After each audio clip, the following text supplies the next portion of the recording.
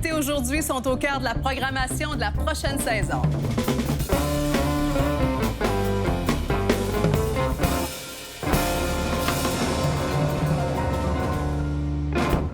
Bonjour tout le monde. Aujourd'hui, 6 nouvelles productions à vous présenter. La première est la nouvelle mouture de Plan B avec le coproducteur Louis-Philippe Drolet et la tête d'affiche de cette troisième production, Anne-Élisabeth Bossé.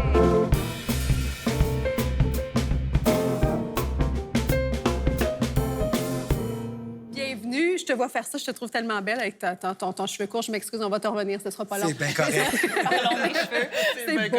Est-ce que ça sert ton nouveau personnage? Oui, c'est pour le rôle, en fait. C'est pour le rôle. Oui, c'est pour ça. J'avais vraiment envie de m'éloigner de moi puis de présenter une autre facette de ma personne. Oui, c'est pour ça que j'ai fait le grand changement. C'est beau à mort. Bien, merci. Ça te va vraiment bien. On connaît Plan B, on connaît le principe, mais pour ceux qui ne le connaîtraient pas, donc c'est la chance de revenir en arrière et de refaire le cours de l'histoire. Ce qui est différent, c'est l'univers dans lequel vous nous amenez à chaque fois. Cette fois-ci, on est dans quoi?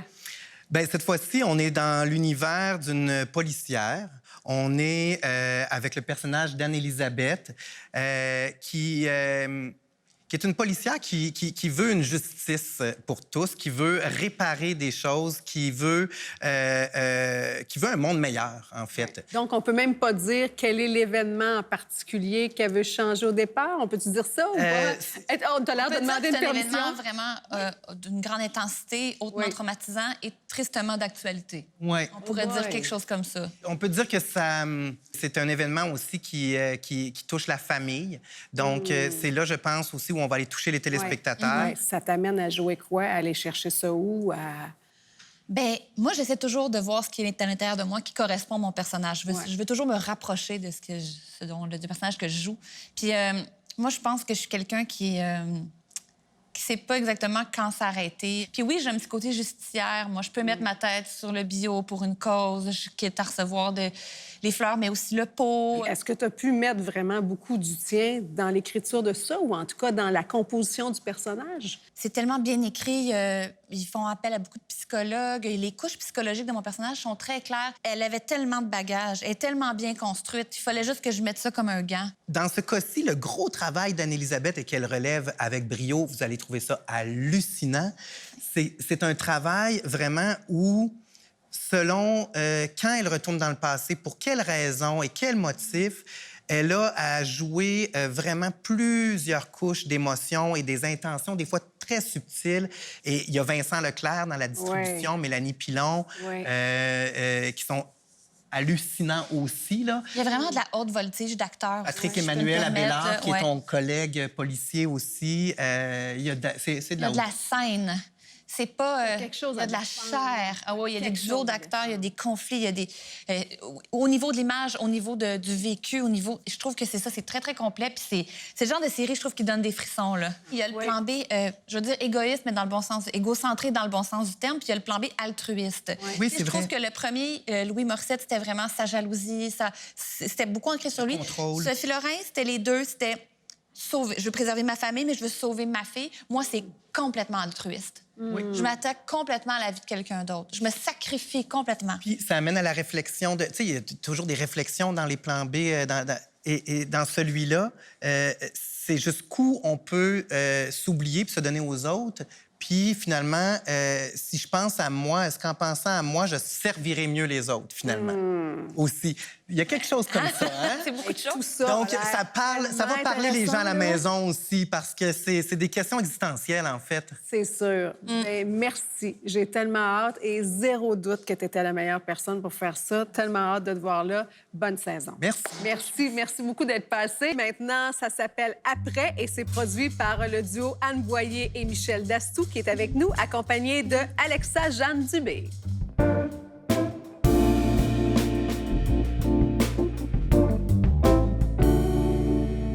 Bienvenue. Merci de l'invitation. Michel, vous nous avez habitués comme duo à vraiment des productions à succès. Oui, Alors, on l'espère. on a des attentes. Oui, ben, tant mieux. Je suis désolée, mais on a des aussi. attentes. Oui, oui, Oui. Mais est-ce que vous avez ça toujours au-dessus de la tête, de dire, parce que vous avez les succès, vous avez tout ça, vous avez les codes d'écoute, vous avez tout ça Ouais. dans votre histoire, là? Ben, je pense que c'est plus simple que ça. On essaie de garder l'idée sur le contenu, l'histoire, le sens. bonne de... histoire. Oui, c'est ça. Ouais. et le faire le plus honnêtement possible. Et là, ça se passe où? C'est quoi? C'est quoi votre bonne histoire? La bonne histoire, ça raconte l'histoire d'une petite communauté dans les Laurentides qui s'appelle Lac-Sabin, qui est un village fictif de 3000 habitants qui est frappé par un événement tragique. Il y a une fusillade dans une épicerie OK. et ça porte son nom après. C'est les conséquences d'un événement tragique dans une petite communauté, un village, en fait, qui n'est pas plus gros que d'Israélie. Oui. Mon Dieu, d'où je viais? C'est ça. Ouais. OK. Moi aussi, je viens de village. Exactement. Oui. Oui. Et donc, c'est une série chorale où on voit les différents personnages et c'est après. Une fois que les Kodak et les médias ont quitté, qu'est-ce qui se passe dans la communauté par rapport aux victimes? On les suit sur une période d'à peu près 1 an. Donc, c'est l'histoire d'une reconstruction, C'est beau. de la résilience. Et au centre de l'histoire, il y a Karine Vanasse, qui est le personnage qui est la gérante de l'épicerie, qui devient un leader naturel pour que la communauté se reconstruise.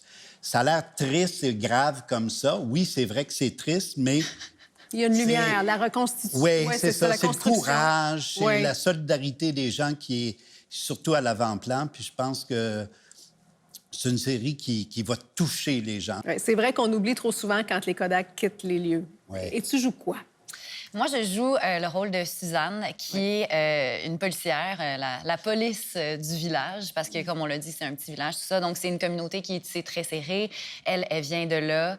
Elle a un grand sentiment d'appartenance à son village, aux gens qui sont là. Et donc, elle arrive sur les lieux directement, là, dans les premiers arrivants. Ouais. Puis, en fait, entre autres, mon personnage, en fait, comment vit-on ce genre de crise-là de l'intérieur où est-ce que, en fait, elle doit rester professionnelle comme police, mais ça reste qu'elle-même est touchée parce qu'il y a des gens qu'elle connaît qui décèdent. Elle voit... Bon, je vais pas voler aucun punch, mais donc, elle se met à fond, en fait, dans son enquête, je pense, un peu pour passer par-dessus peut-être son malaise ou sa tristesse par rapport aux événements, mais elle y va 100 ouais, c'est ça. Ça doit être un beau rôle à porter. Oui, d'une grande force. Sûrement. On vient de nommer Karine Vanasse. Qui d'autre est dans cette série-là? Il y a David Boutin, Oui. qui est dans la série. Il y a Madeleine Péloquin Qui également. est la sœur du personnage principal. Ouais. Il y a le maire, il y a... Martin David Peters. oui, le pompier. Et évidemment, il y a la Alexandre famille des assassins. On est dans un temps où on veut puis qu'on doit mettre de la diversité à l'écran. On veut l'équité, on veut la parité. Il y a des sujets qu'on traite en société différemment aussi, actuellement, avec plus de doigté, autrement. Comment on arrive, comme producteur, à ne pas passer à côté de tout ça qui est fondamental, puis en respectant les scénarios puis la réalisation aussi. Il y avait un défi parce que ça se passe dans un village éloigné. Ouais. Donc, les minorités sont moins présentes en général dans ces villages-là. Ouais. Mais quand même, on a, au niveau je dirais, des personnages, le maire, par exemple, vient d'une communauté visible. Il y a aussi d'autres types de particularités. Il y a un enfant trisomique. Donc, la diversité corporelle, le type de relation amoureuse aussi. Donc, on voulait pas faire folklorique parce qu'on était dans un village puis qu'on était en hiver, en C'est plus. formidable, ouais. On voulait rester dans une sorte de réalité. Oui, de réalité. C'est pas une carte postale. Ouais, ouais. Non, C'est ouais, pas... ouais. Puis on le sent vraiment dans les textes. Moi, à la lecture, j'avais quasiment l'impression de lire une série documentaire. C'est-à-dire qu'on voit tellement ce drame-là sous plusieurs angles, sous plusieurs regards qui sont très diversifiés, que je trouvais que j'avais vraiment l'impression d'être en contact avec une réelle communauté. Puis je pense que juste ça apporte une diversité de regards, en tout cas, du moins. Il y a quelque Puis, chose, puis il y a une nous- crédibilité, donc, Oui. aussi, dans ce qui est Le dit là. souci de Louis Choquette, qui est à la réalisation, c'était de dire tout le temps est-ce qu'on va croire au village? Hey, ce que vous nous dites là nous donne le Ouais. goût. Ça semble vraiment très, très, très riche comme Ouais. terrain dramatique. Ben, c'est rare que je dise ça, mais je suis très, très, très fier du Et résultat. si vous dites ça, moi, je pense que nos attentes vont être courtes. Encore plus élevé. Ouais. Merci infiniment, puis bonne saison à vous Merci. aussi. Merci, merci. La prochaine série met en vedette France Castel, entre autres. Elle est accompagnée de la productrice Dominique Veillet.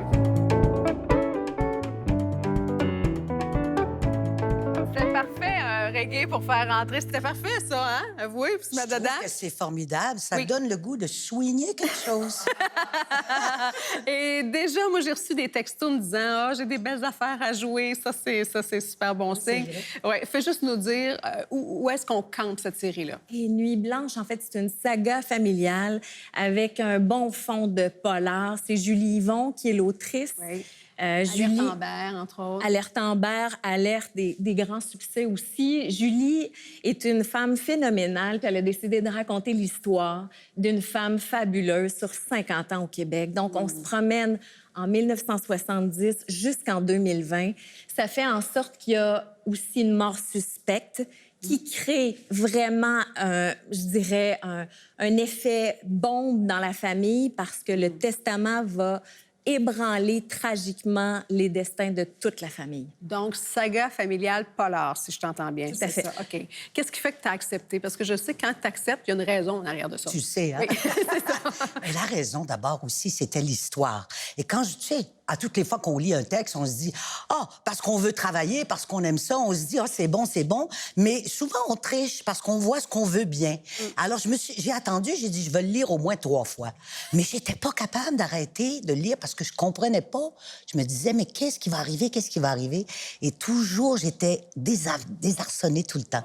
Donc, j'ai trouvé ça fort intéressant et le personnage avait mon âge. Pour vrai. Et oui, et c'était essentiel que le personnage ait mon âge parce qu'il y a aussi beaucoup de flashbacks qui sont joués par Rosemary, la belle Rosemary. Oui, exact. Et, Parce que c'est comme un partage d'identité, c'est ça, dans le fond. oui. Et puis quand ils l'ont choisi, là, puis que je devais être elle, j'ai dit, mon Dieu, que j'étais belle. Et quel chemin ça te fait faire? Parce que je sais que c'est ton expression. Souvent, elle va me dire, ça me fait faire tel chemin, ça me fait revisiter telle affaire. Donc, quel chemin ça te fait faire? Écoute, ça m'a fait faire le chemin à partir du FLQ, à partir de la volonté que le Québec s'affranchisse, devienne, que le rêve de cette femme avec son chum qu'ils ont eu, qu'elle l'a transposé pour être, elle, en possession, vraiment, à devenir puissante pour le léguer à sa famille. Es-tu d'accord avec tout ça, toi, là? Ouais, en fait, c'est une histoire d'amour fabuleuse. On part en 70 avec une Louise qui est rebelle, activiste. Ah, c'est très loin de toi. C'est très, très loin. Là, il nous a renvoyé des photos. France, Ça doit être bien dur.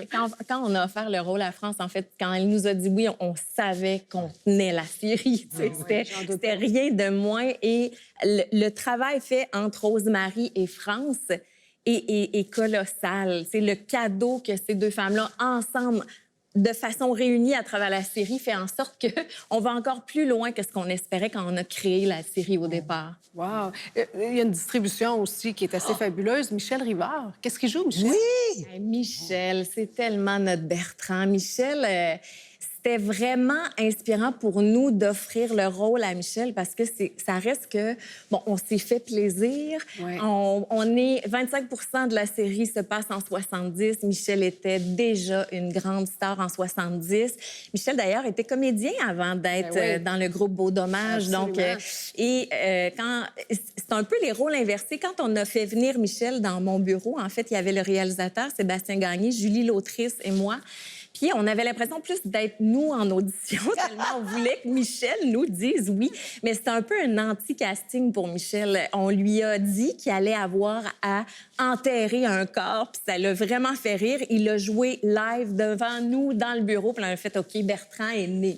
C'est comme ça que ça s'est passé. C'est bon. T'as rien vu? T'as pas vu d'image encore? Non, T'as rien j'ai vu quelques bloopers pour nous, parce qu'ils étaient rendus à la moitié, ils nous ont envoyé quelques images.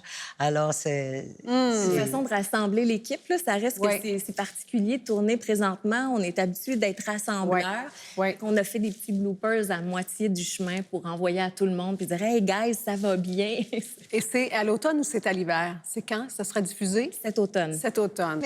Merci et bonne saison, les filles. Oui, merci à toi. Maintenant, faites entrer Fabienne Larouche et Magali Lépine-Blondeau pour la comédie Sans rendez-vous.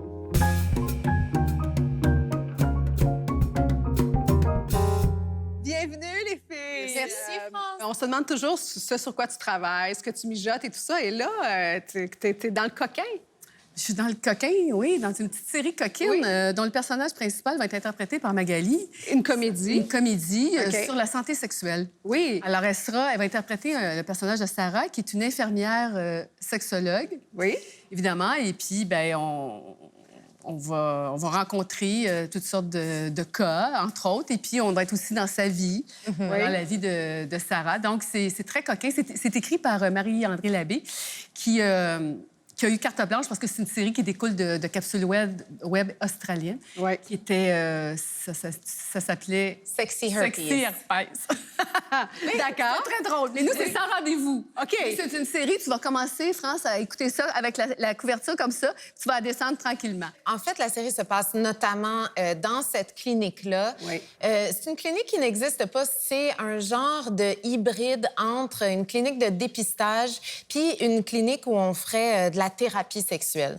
Donc, c'est une clinique de santé sexuelle, mais par là, on aborde toutes sortes de cas. La déviance, la pudeur, les maladies, évidemment, liées mais aussi la sexualité, c'est de l'intimité. Ouais. Les relations. C'est... Exactement. Et donc, on passe de la tendresse au rire, à la gêne, à la provocation, au malaise. C'est vraiment riche, là. Et tu as une même galerie de personnages qui revient tout le temps ou c'est toujours des nouveaux clients? Ou Oui, c'est- bien, On en a quelques-uns qui reviennent, bien sûr, Ouais. parce que tu guéris pas toujours de la maladie ou de la chose. il y a des patients récurrents, mais il y a ça prend aussi le plus qu'un perso- onguent.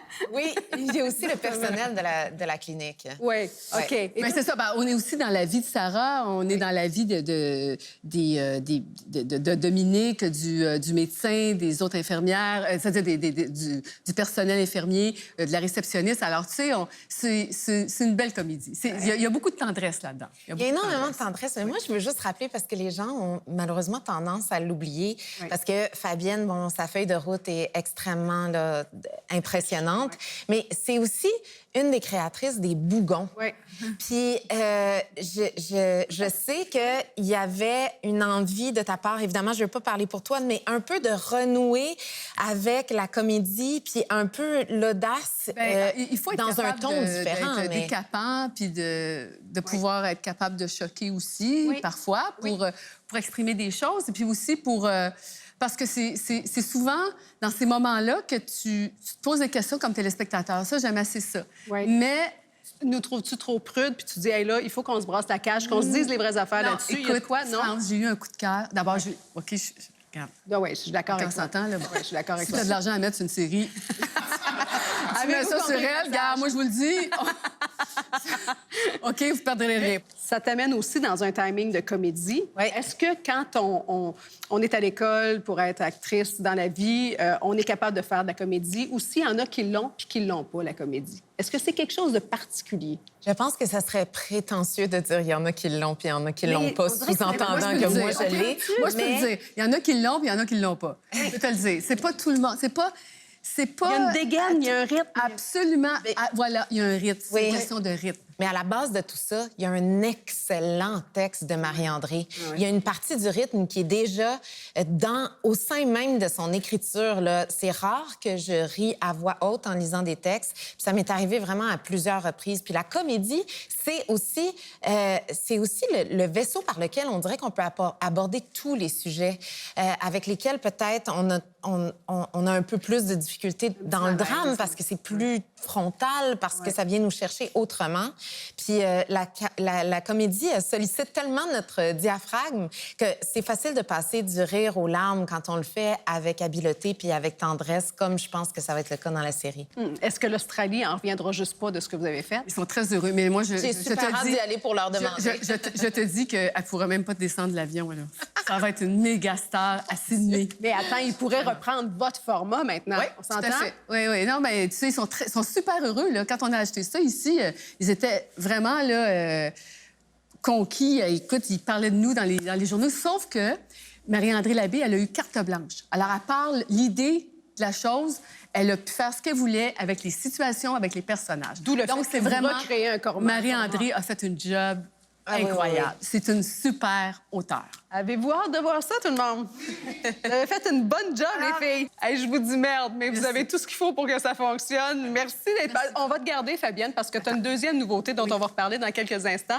Prends pas ça personnel, c'est ça la vie maintenant. Faut désinfecter la chaise. Puis c'est Julie Perrault, ta chum, qui va rentrer. Je le sais, ça me fait plaisir de lui céder ma chaise. C'est un honneur. Alors, bonne saison, Magali. Merci, au plaisir de te recroiser. À bientôt, France. À bientôt. À bientôt, Fabienne. Oui. Ça s'appelle Doute raisonnable. C'est produit par Fabienne avec dans le rôle titre Julie Perrault.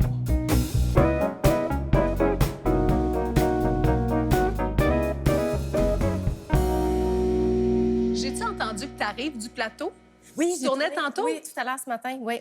Et ça se passe comment? Parce que là, on est dans un autre monde. Hein? On est complètement... Oh, là, on peut pas être plus à l'opposé que où on était tantôt. Donc, tu es une criminologue, c'est ça, qui travaille avec la police. En fait, c'est une enquêteuse, une sergente détective Ouais. qui travaille.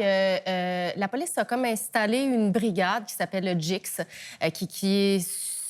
En fait, leur surspécialité, c'est les crimes sexuels. Donc, pour redorer l'image de la police, mais aussi pour résoudre ces intrigues de drames sexuels, ils ont installé une brigade principalement féminine pour résoudre ces intrigues. Parce qu'il y a de la pression populaire, parce qu'ils ne sont pas capables de résoudre les agressions sexuelles. Et Julie a fait mon dernier opus de 30 vies. Ça a été incroyable. C'est une grande actrice. Elle est capable de tenir une série ses épaules dans le rôle titre. Absolument. Et on avait envie de faire ça. Et sérieusement, dès le départ, bon, moi, je ne voulais pas l'écrire. J'ai demandé à Daniel Dansereau de l'écrire. C'est Claude Desrosiers qui réalise. Ouais. On a une super... Je pense que les histoires, hein, d'abord, les histoires étaient vraiment... ça a pris 2 ans pour écrire 10 épisodes. Alors, tu sais, c'est vraiment... Les histoires sont complètement fictives ou, tu sais, des fois, t'es pas loin de l'actualité. Ouais, T'es servi une agression sexuelle, un crime sexuel... C'est de ça dont on parle, là. Ouais. OK, on est là-dedans, là. Mais tu fais de la recherche pour aller... Oui, Daniel, oui, bien sûr, bien sûr. C'est toujours... Ouais. On part souvent de la réalité. Ouais. On en fait ce qu'on veut, tu sais. On organise les choses comme on veut. Mais c'est ça. Donc, on a commencé à tourner. Et voilà. J'allais dire qu'on est vraiment à l'étape de l'enquête. Ouais. On n'est pas dans le procès, on n'est pas au tribunal. C'est vraiment la brigade qui prend le cas, le témoignage, une victime qui arrive, puis mon personnage est très, très impliqué. Il y a une projection d'elle-même à travers les victimes. Elle a le courage de les défendre avec toute son intégrité, puis elle lâchera pas le morceau, même si tout nous indique que ça va être un cold case puis que ça sera non résolu. Fait qu'il y a quelque chose dans ce personnage-là aussi, comme le dit Fabienne. Oui, il y a la thématique. Oui, il y a la structure dramatique qui est super bien ficelée. L'idée originale est extraordinaire, mais il y a aussi cette femme-là qui a un caractère particulier, une façon non conventionnelle de travailler, puis aussi vraiment qui se prête, qui prête sa voix pour les victimes, puis qui est de tout cœur avec les victimes. Mais c'est vraiment... Elle a une façon de mener les enquêtes qui est très particulière. Tu as participé au scénario, tu as participé à l'élaboration du personnage. De quelle façon vous avez collaboré? Bien, un peu dans tout ça, en fait. Tu sais, c'était une belle rencontre sur 30 vies qui a duré dans le temps. Et puis, à un moment donné, quand moi, j'ai eu cette idée-là, tu sais, je voulais pas réécrire Fortier, puis je voulais pas l'écrire non plus, mais tu sais, quand je te parle de ma fantaisie, et j'ai pensé tout de suite à Julie. Tu sais, France, j'ai travaillé avec pas mal d'acteurs puis d'actrices, mais tu sais, un acteur ou une actrice qui est capable de tenir, d'avoir le rôle titre et de tenir une série ses épaules, c'est pas donné à tout le monde. Ça prend quoi? Ça prend quoi? Ça prend du charisme, ça prend du talent, ça prend de la beauté, ça prend du cœur, ça prend de l'humanité. Regarde, et beaucoup de travail. Oui, voilà. Et beaucoup de travail. Puis vraiment, tu sais, il ne faut pas négliger la préparation, surtout d'un projet comme celui-là, parce que si je m'approprie pas le personnage puis le scénario, puis si je suis pas vraiment investie dans ma préparation, tu sais, je peux pas être moins investie que ma productrice, puis tu sais, ça n'a pas d'allure. Il faut qu'on soit tous au même niveau pour livrer l'excellence. C'est 2 ans d'écriture pour 10 heures de télé avec Daniel Dansereau. Ça a été quelque chose. Parce qu'on a essayé, tu sais, il y a toujours des fils à terre, tu sais, il n'y a jamais personne de parfait, mais là, on a essayé de ramasser tout. Puis tu sais, France... C'est une série sur les agressions sexuelles, doute raisonnable. Tu sais comment on en a vu des procès là, se passer. C'est compliqué de faire la preuve de ces agressions-là. Alors, on est dans doute raisonnable. C'est une façon inattendue différente de faire son métier, je pense. Très hâte de voir ça. Avant de conclure, aurais-tu quelque chose à dire à ceux qui nous écoutent ou si tu as pas mal tout Vous dit? les avez vus. Moi, aujourd'hui, je suis une actrice de soutien. Hein? Je travaille avec Magali et Julie. Imaginez comment je suis heureuse. Pour moi, je vais mourir bientôt. C'est la fin de ma carrière. Qu'est-ce que je vous dis? Merci. Merci beaucoup. Bonne saison. On a hâte de voir ça. Merci beaucoup. Reçu. Merci. Et c'est ce qui complète nos présentations d'aujourd'hui. Merci beaucoup d'avoir été là. Je vous rappelle que ce n'est qu'un bref aperçu de la programmation qui s'en vient. Pour en savoir plus, on vous invite à communiquer avec l'équipe de CBC, Radio-Canada, Solutions Médias, qui sera en mesure de vous donner plus de détails, de vous présenter des extraits, même d'émissions si vous le souhaitez, et les différentes opportunités en lien avec vos besoins. Personnellement, je vais vous retrouver cet automne avec Pour emporter sur les ondes d'Art TV, avec nos musiciens que je salue, que je remercie sous la direction de Jean-Benoît Lasanté encore aujourd'hui. On va se revoir les samedis soirs avec En direct de l'univers. On est en train de vous préparer notre 300e émission. D'ici là, prenez soin de vous. Bon été.